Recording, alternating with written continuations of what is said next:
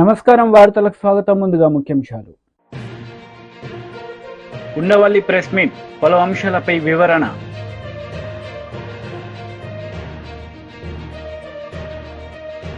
TDP leader Gorantla Butchaiah Chowdary press meet, పలు అంశాలపై వివరణ. ఉండవల్లి ప్రెస్ మీట్ నిర్వహించారు. ఈ సందర్భంగా పలు అంశాలపై ఆయన మాట్లాడారు. మనం మాకు 3 లక్షల మెజార్టీ వస్తుంది, 30 లక్షల మెజార్టీ వస్తుందని. కానీ ఆయన ఒక మాట మాత్రం ఆఖరి ఫేజ్ ఎలక్షన్ జరగాల్సి ఉండగా ఒక మాట చెప్పాడు. అది ఆశ్చర్యం అన్నమాట. సాక్షాత్తు మనకు అవతార పురుషులు కూడా ఎవరు చెప్పలే ఆ మాట.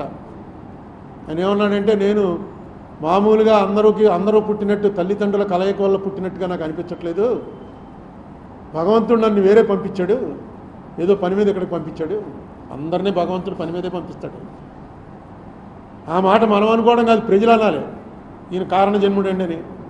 ఎప్పుడైతే ఆయనే అనుకుంటున్నాడో దానికి ఒక జబ్బు కూడా ఉంది సైకియాట్రీలో, మెగలోమానియా అంటారు.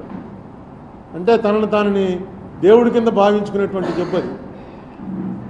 అదేంటో చాలా విచిత్రంగా ఆయన అలా అంటాడు అనుకోలేదు. ఎందుకంటే ఆయన చాలా గొప్ప స్పీకర్. ఆయన ఇవాళ భారతదేశంలో ఆయన్ని మించి హిందీలో స్పీచ్ ఇవ్వగలిగినటువంటి మనిషి ఇంకోటి లేడు. అంత గొప్ప స్పీకర్. ఎందుకు రాంగ్ అంటే బహుశా అది దృష్టిలో పెట్టుకునే భగవత్ గారు ఆ మాట అని ఉంటాడు. అహంకారం అనేది తలకెక్కితే చాలా ప్రమాదంలో పడిపోతాం. మోడీ గారు కూడా ఇప్పుడు బాగా కంట్రోల్ అయ్యాడు. ఆయన ఒక్కళ్ళకిలో కానీ ఆయన బిహేవియర్ ఇది కానీ చూస్తున్నట్టయితే చాలా కంట్రోల్ అయ్యాడు. నాకు ఎప్పుడు కూడా బీజేపీ ప్రభుత్వం రావడానికి నేను ఎప్పుడు వ్యతిరేకం కాదు. ప్రతిపక్షం కూడా బలంగా ఉండాలి. ప్రతిపక్షం లేని డెమోక్రసీయే కాదు. ఇప్పుడు ప్రతిపక్షం ఆంధ్రప్రదేశ్లో 11 స్థానాలకు వచ్చేసింది. స్థానాలు 11 వచ్చినా 2019 ఎలక్షన్లో చంద్రబాబు నాయుడు గారికి ఎన్ని ఓట్లు వచ్చాయో అంతకన్నా 1-2 ఓట్లు ఎక్కువ వచ్చాయి జగన్కి. ఇప్పుడు స్థానాలు 11 వచ్చినా ప్రతిపక్ష పాత్ర మీరు నిర్వర్తించడంలో విఫలమైతే మాత్రం ప్రజాస్వామ్యానికి అర్థమే లేదు. మనం 14లో చూసాం. ఏడాదిన్నర ముందో జగన్మోహన్ రెడ్డి బాయ్కాట్ చేసి అసెంబ్లీని బయటకు వచ్చేసాడు. అసెంబ్లీకి ఎవడ వెళ్ళడం మారించారు. అలాగే 19లో చూసాం, చంద్రబాబు నాయుడు గారు బాయ్కాట్ చేసి బయటకు వెళ్ళిపోయారు. ఎక్కడ కూడా అసెంబ్లీ ఏమీ జరగలేదు. ఇప్పుడన్నా కనీసం ఉన్నది 10 మంది అయినా అసెంబ్లీలో కరెక్ట్గా మీరు ఏం చేయాలి. ఎందుకంటే అత్యున్నత వేదిక అది. ఏం అడగాలనుకుంటున్నారో ఏం చేయాలనుకుంటున్నారో చేయండి. అయిపోయింది. ఇప్పుడు అప్పుడు 23 వచ్చినప్పుడు మీరు చెప్పారు 23 స్థానాలు వచ్చాయి, ఇంక అయిపోయింది చంద్రబాబు నాయుడు చాప్టర్ క్లోజ్ అని. ఇవాళ ఏమైంది? మీకు 11 స్థానాలు వచ్చినప్పుడు వాళ్ళు అంటారు మీ చాప్టర్ క్లోజ్ అని. చాప్టర్లు ఏవి క్లోజ్ అవ్వవు. మీకు ఒక ఉదాహరణ చెప్తాను. ఇదేదో నేను ఊహించి చెప్తుంది కాదు. 1989లో ఇక్కడ సీనియర్లకు తెలిసి ఉంటుంది. 89లో ఫస్ట్ టైం ఎంజీ రామచంద్రన్ చచ్చిపోయిన తర్వాత ఎలక్షన్లు జరిగాయి. అంతకుముందు ఆ ఎంజీ రామచంద్రన్ గారి భార్య జయలలిత ఇద్దరు కూడా పార్టీ నాదంటే నాదని కొట్టుకున్నారు. 89 ఎలక్షన్లో క్లియర్గా 169 సీట్లు కరుణానిధి గారి పార్టీకి వచ్చాయి, 30 సీట్లు జయలలిత గారి పార్టీకి వచ్చింది. కరుణానిధి గారు సీఎం అయ్యాడు. నెక్స్ట్ 91లో రాజీవ్ గాంధీ గారు చచ్చిపోయిన తర్వాత అనుకుంటాను ఈ ఎల్టీటీఈకి కరుణానిధికి సంబంధాలు ఉన్నాయనే దీంతో కరుణానిధి ప్రభుత్వాన్ని రద్దు చేశారు. రద్దు చేసి మళ్ళీ ఎలక్షన్లు వచ్చాయి. మళ్ళీ ఎలక్షన్లు వస్తే జయలలితకి 225, కరుణానిధికి 7 సీట్లు. ఎక్కడ 169 తక్కువ 7కి పడిపోయాడు. రూలింగ్లోంచి అపోజిషన్లోకి మెజరబుల్ అపోజిషన్. కానీ ఏడుస్తూ ఇంట్లో కూర్చోలా. నడిపాడు 5 ఏళ్ళు ప్రతిపక్ష పాత్ర నడిపాడు 7గురితోటే. నడిపి 96 వచ్చేటప్పటికి కరుణానిధికి 221, జయలలితకి 4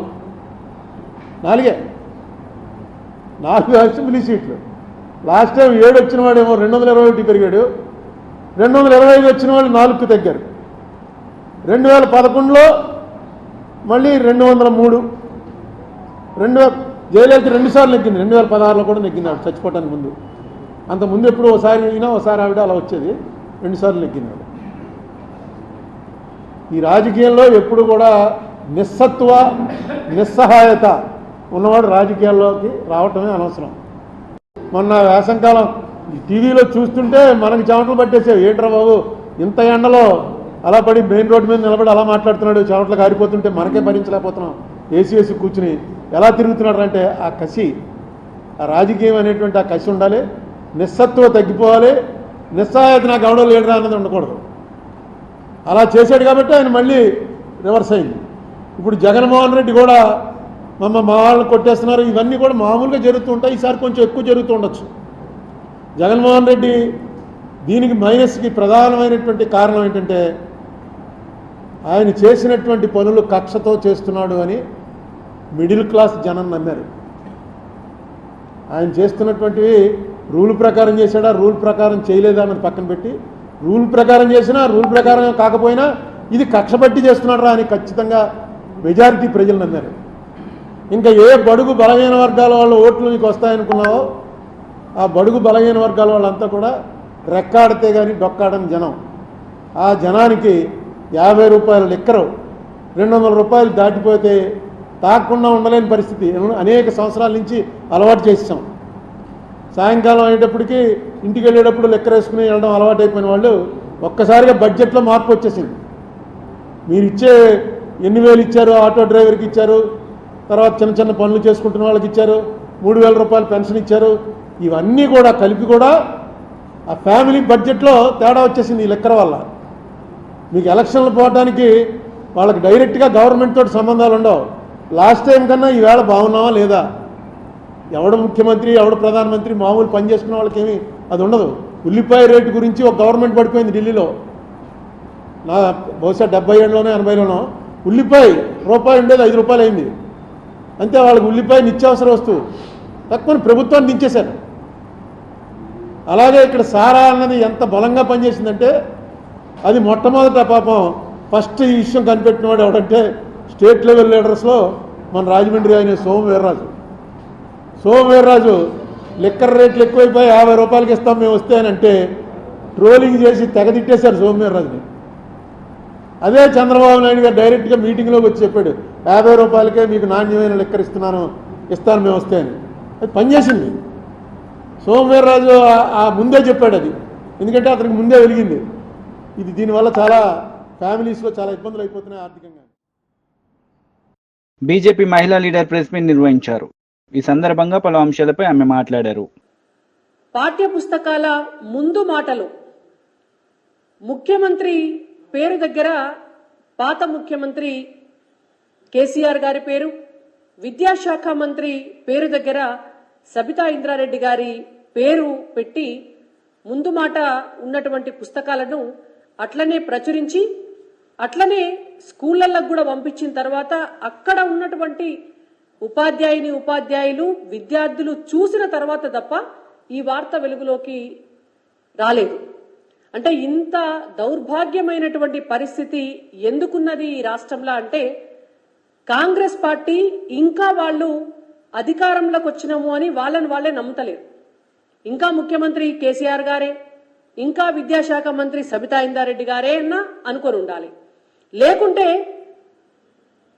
దిక్కు దివానం లేని ఒక శాఖ కింద విద్యాశాఖ ఇవాళ అట్లా ఏదో 6వ వేలు కింద పక్కన పడేసన్న ఉండాలి. ఎంత దౌర్భాగ్యమైనటువంటి పరిస్థితి అంటే ముఖ్యమంత్రి ఎవరో కూడా చూడకుండా పుస్తకాలు ప్రచురణ అయ్యి అవి డిస్ట్రిబ్యూషన్ జరుగుతున్నాయి అని అంటే పర్యవేక్షించడానికి ఒక మంత్రి లేడు తెలంగాణ రాష్ట్రంలో. తెలంగాణ రాష్ట్రంలో గనక ఒక విద్యాశాఖ మంత్రి ఉండి ఉంటే ఇవాళ ఆ మంత్రి కింద ఆ శాఖ కింద అధికారులు ఉండి ఉంటే పర్యవేక్షణ అనేటువంటిది జరిగి ఉండి ఉంటే ఇవాళ ఇటువంటి దుస్థితి రాదు. అందుకే ఇవాళ భారతీయ జనతా పార్టీ తరఫున మేము తెలంగాణ ప్రజల పక్షాన, తెలంగాణలో చదువుకుంటున్నటువంటి పేద విద్యార్థుల పక్షాన, విద్యార్థుల తల్లిదండ్రుల పక్షాన కాంగ్రెస్ పార్టీని ప్రభుత్వాన్ని డిమాండ్ చేస్తున్నాం. తెలంగాణ రాష్ట్రానికి విద్యాశాఖ మంత్రి కావాలి. బడిబాట మొదలైంది, బడికి మంత్రి లేడు. తెలంగాణ రాష్ట్రంలో కాంగ్రెస్ ప్రభుత్వం రాగానే మద్యానికి మంత్రి ఉన్నాడు తప్ప విద్యకు మంత్రి లేడు. ఇది సిగ్గుపడాల్సినటువంటి అంశం. మద్యానికి మంత్రిని పెట్టినరు మీరు. కొత్త కొత్త బ్రాండ్లు ఏం తీసుకురావాలి, ఆ బ్రాండ్లల్లో కమిషన్ ఎంత తీసుకోవాలి, టార్గెట్లు ఎక్సైజ్ డిపార్ట్మెంట్కి ఎంత పెట్టాలి, మద్యం ద్వారా ఆదాయం ఎంత పెంచుకోవాలి, ఈ సోయి ఉన్నటువంటి ముఖ్యమంత్రి గారికి మరి విద్యాశాఖకు కూడా ఒక మంత్రిని పెట్టాలి. పేద పిల్లలకు చదువు చెప్పేటటువంటి శాఖ ఇవాళ రాష్ట్ర అభివృద్ధి జరగాలి అంటే చదువు కావాలి పిల్లలకు అనేటువంటి సోయి ఎందుకు లేదు అని మేము ఇవాళ డిమాండ్ చేస్తున్నాం. ఎంత దారుణమైనటువంటి పరిస్థితి అంటే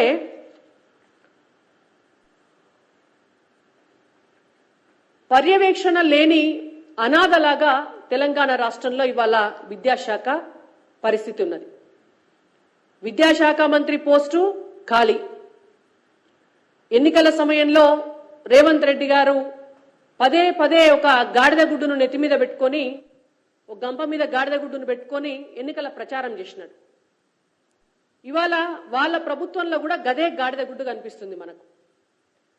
మీకు నేను పోస్టర్ రూపంలో చూపిస్తా.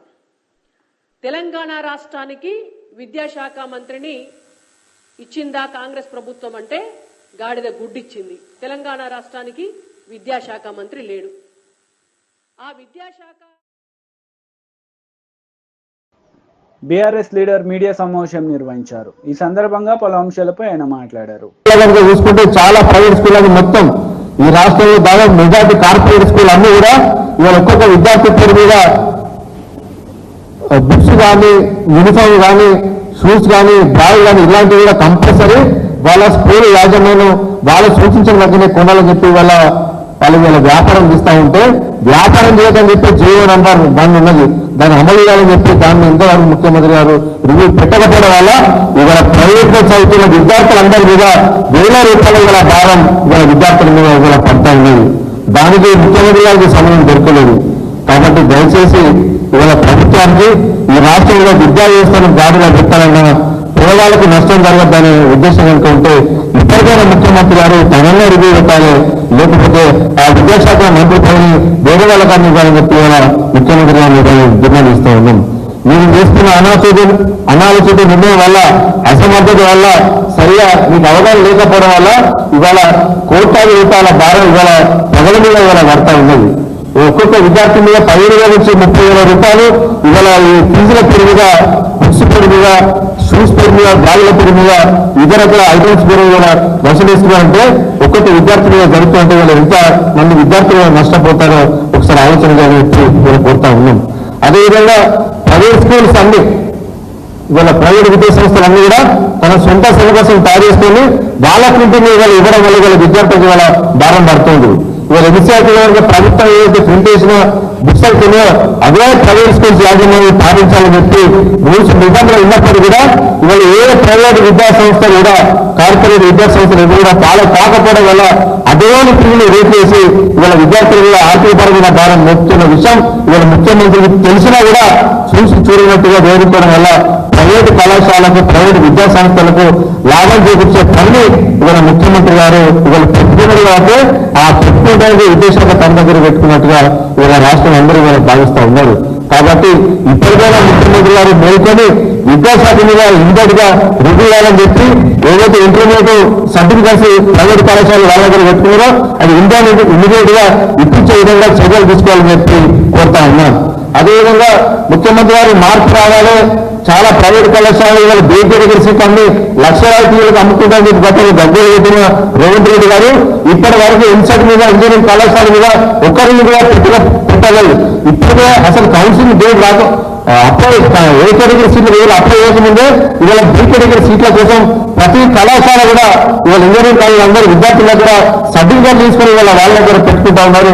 ఒక్కొక్క విద్యార్థుల దగ్గర 10 లక్షలు 12 లక్షలు ఇవాళ డొమిషన్ పేరుగా ఇవాళ అందరూ ఇవాళ వేధింపులుగా గురి చేస్తా ఉంటే ముఖ్యమంత్రి చూసి చూడనట్టుగా ఉండడం వల్ల ఇవాళ 100 కోట్ల రూపాయలు ఇవాళ చేతులు మారుతా ఉన్నాయి.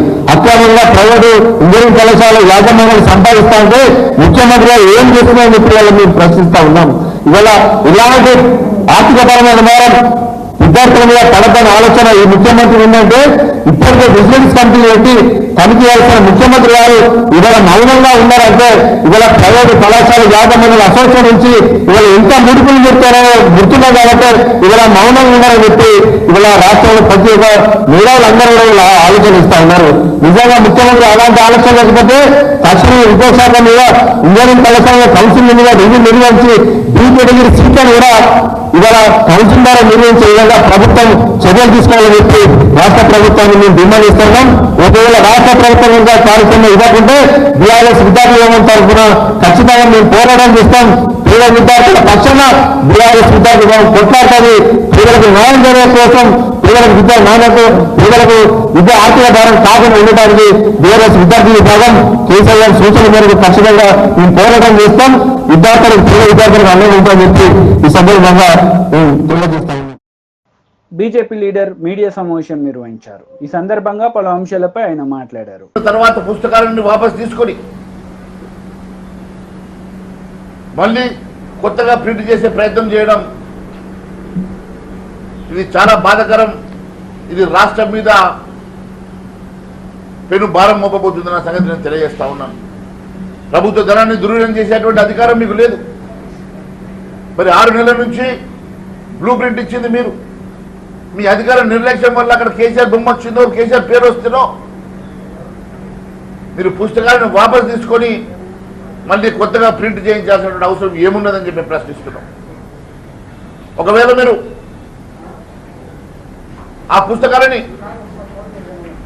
జరిగిన తప్పిదం వెనుక ఉన్నటువంటి అధికారులను బాధ్యులు చేయాలా, దాని మీద విచారణ జరిపించాలా తప్ప ఈరోజు జరిగిన దానికి పుస్తకాలన్నీ కూడా వాపసు తీసుకొని ప్రభుత్వం మీద పెనుభారం మోపడం ఇది మంచి పద్ధతి కాదు. ఏ పేజీ మీద అయితే మీరు కేసీఆర్ గారి పేరున్నదో, బొమ్మ ఉన్నదో దాని వెనకాల మీరు చూసినట్లయితే జాతీయ గీతం ఉన్నది, ప్లెడ్జ్ ఉన్నదని చెప్పేసి మాకు సమాచారం వచ్చింది. మరి అలాంటి ప్లెడ్జ్ను కానీ అలాంటి జాతీయ గీతాన్ని కూడా మీరు చింపడం అంటే ఇది దేశాన్ని అవమానపరచడమే, రాజ్యాంగాన్ని అవమానపరచడమే. కాబట్టి ఆ పుస్తకాలను యాజ్ ఇట్ ఈస్గా పంపిణీ చేసి జరిగిన తప్పిదానికి అధికారులు ఎవరైతే ఉన్నారో వాళ్ళని బాధ్యులు చేసి విచారణ జరిపించాలా తప్ప ఈ రకంగా పుస్తకాలను వాపసు తీసుకునే పద్ధతి మంచిది కాదు. ఇదే మన పక్క రాష్ట్రంలో పాత ముఖ్యమంత్రి గారి బొమ్మ ఉన్నా కూడా అక్కడ పుస్తకాలను యాజ్ ఇట్ ఈస్గా పంపిణీ చేసిన సంగతి కూడా నేను గుర్తు చేస్తా ఉన్నాను. మీరు ఈ రకంగా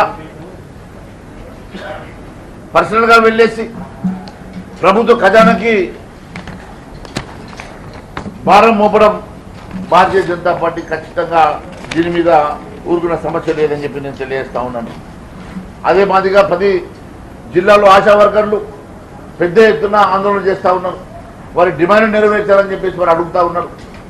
మరి ఆశా వర్కర్లు గతంలో మీరు ఆశా వర్కర్లకు అయితేంది, ఫీల్డ్ అసిస్టెంట్లకు అయితేంది, గతంలో మీ మేనిఫెస్టోలో మీరు ఇచ్చిన హామీల మేరకు ఉద్యోగ భద్రత, వారికి మినిమం శాలరీస్ ఇస్తామని చెప్పేసి ఏదైతే ఒప్పుకున్నారో అది వెంటనే చేయాలని చెప్పి డిమాండ్ చేస్తూ ఈ రకంగా మీరు ఇష్టానుసారంగా మీరు నిర్ణయాలు తీసుకొని ప్రభుత్వ ఖజానాకి మీరు గండి కొట్టే ప్రయత్నం చేస్తే ఊరుకునే సమస్య లేదని చెప్పి మరొకసారి తెలియజేసుకుంటూ ధన్యవాదాలు తెలియజేస్తున్నాను. సార్, ఈ అధ్యక్షుల మార్పు జరగబోతుంది, కామెంట్ ఏంటి? కొత్త అధ్యక్షుల రేసులో మీ మహేశ్వర్ రెడ్డి గారు ఏమైనా రేసులో ఉన్నారు? చూడండి, సమయము టెన్యూర్ అయిపోయిన తర్వాత అధ్యక్షులు మారడం అనేది అది ఏ పార్టీలో అయినా కూడా సహజంగా ఉండేటువంటి ఒక ప్రక్రియ మాత్రమే. ఆ ప్రక్రియలో భారతీయ జనతా పార్టీ నిర్ణయం తీసుకొని అక్కడ ఉన్నటువంటి ఎలిజిబుల్ ఉన్నటువంటి ఏ నాయకుడినైనా అధ్యక్ష పదవిలో పంపడం అనేది ప్రతిసారి జరిగేటువంటి ప్రక్రియలో భాగమే.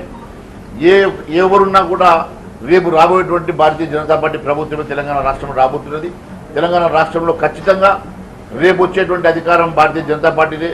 ఈ 2 ప్రభుత్వాలు చేసినటువంటి అరాచకాలు, అవినీతి ప్రజలు కళ్ళారా చూశారు. కాబట్టి రేపు భారతీయ జనతా పార్టీ వాళ్ళకి న్యాయం జరుగుతున్న పూర్తి విశ్వాసంతో ప్రజలు మా వెంట ఉన్నారు.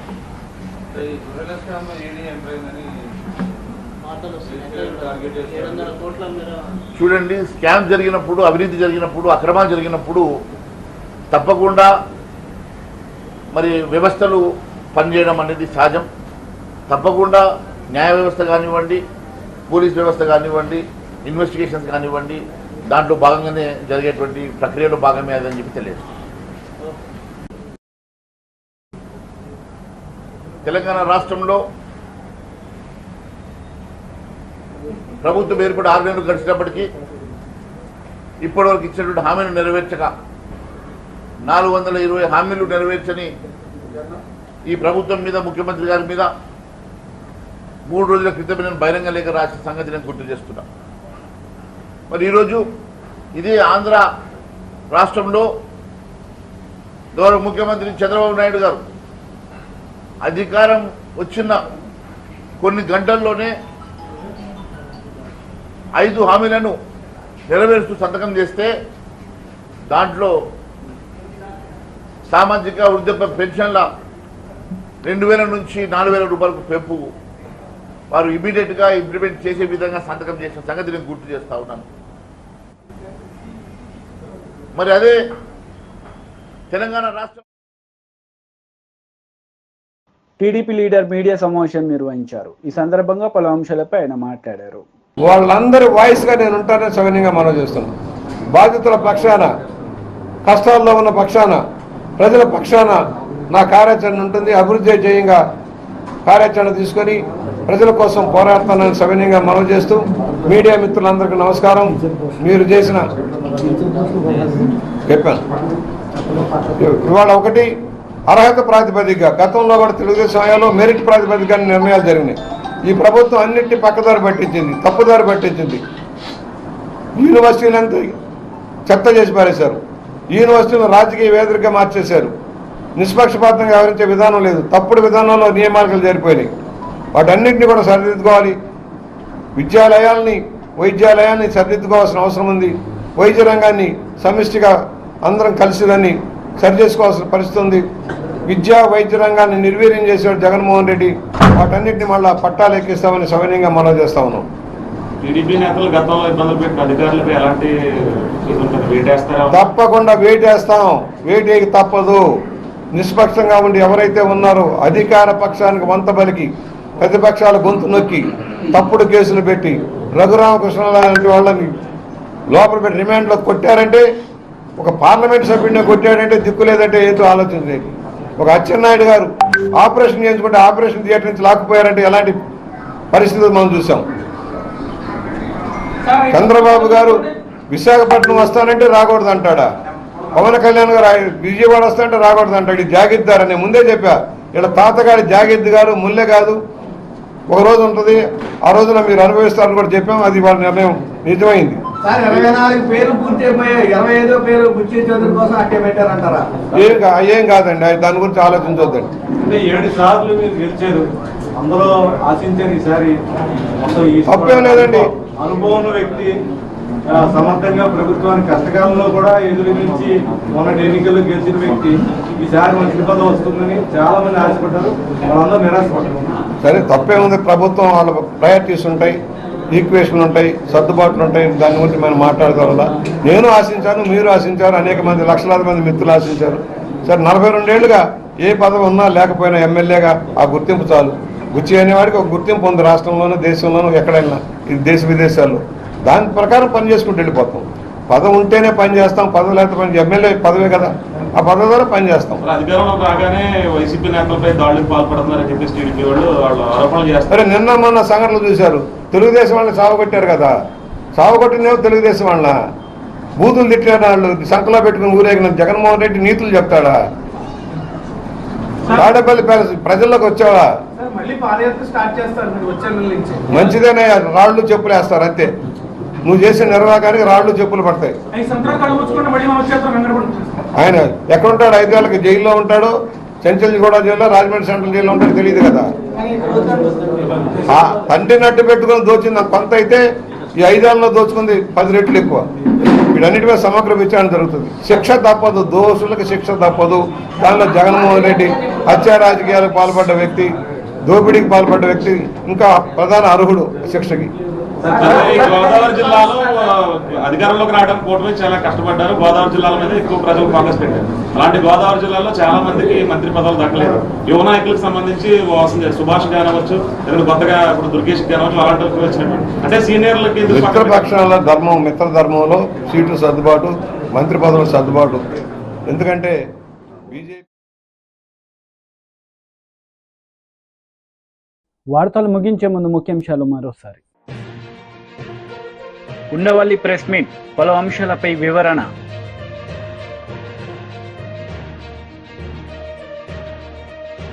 TDP leader Gorantla Butchaiah Chowdary press meet.